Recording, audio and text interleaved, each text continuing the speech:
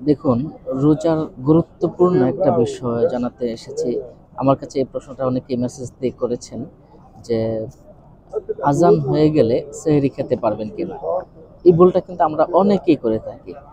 একটু ভুলের কারণে কিন্তু আমাদের রোজাটাই কিন্তু নষ্ট হয়ে যায়।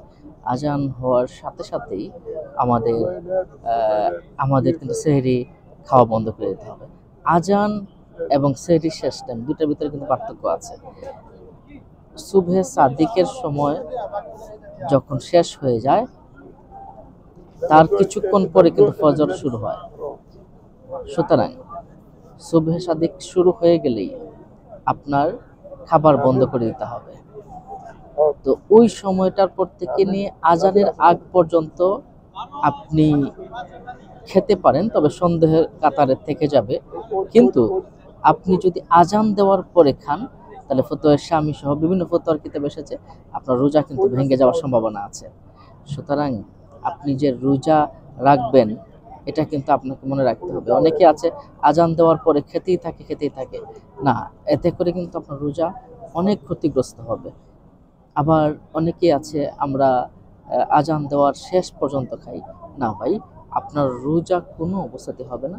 আপনার রোজাটা কিন্তু সম্পূর্ণরূপে নষ্ট হয়ে যাবে।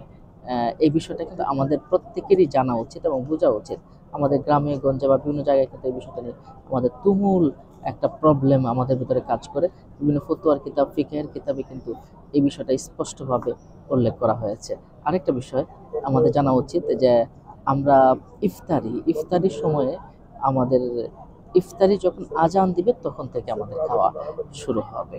এরপরে আরেকটা প্রশ্ন আমাকে এভেলেবেল করা হয় যে, হুজুর নাপাক অবস্থায় কি আমরা সেহরি খেতে পারবো কিনা?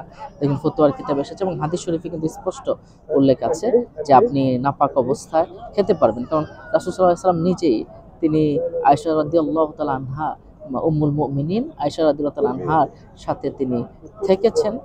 তিনি অপবিত্র অবস্থায় তিনি কিন্তু সেহরি খেয়েছেন। কিন্তু তিনি কিন্তু আবার ওই যে ফজরের নামাজ কিন্তু মিস করেনি। তার আগে কিন্তু গোসল করে নিয়েছেন। সুতরাং ফজরের নামাজ কিন্তু মিস করা যাবে না। সম্মানিত দর্শক ও শ্রোতা, তাহলে আমরা কি বুঝলাম? যে আমরা ৩ টা প্রশ্নই কিন্তু আমরা বুঝে নিলাম যে আজান দেওয়ার আগেই আমাদের খাবারটা বন্ধ করে দিতে হবে। এজন্য আজান যারা দিবে তাদেরও এটা খেয়াল রাখা উচিত। আবার যারা খাবে, রোজা রাখবে, তাদেরও খেয়াল রাখা উচিত। একটু ভুলের কারণে আপনার রোজা কিন্তু নষ্ট হয়ে যেতে পারে। একটু ভুলের কারণে আপনার বিভিন্ন রকম সমস্যা হয়ে যেতে পারে। ফতোয়ার কিতাবগুলোর মধ্যে স্পষ্ট আছে। সুতরাং আপনি আল্লাহকে রাজি খুশি করার জন্য টাইম টু টাইম সবকিছু দেখে শুনে বুঝে তারপর আপনি রোজা রাখার চেষ্টা করবেন। আল্লাহ পাক আপনার রোজাকে কবুল করুন। আমিন। আসসালামু আলাইকুম ওয়া রাহমাতুল্লাহ।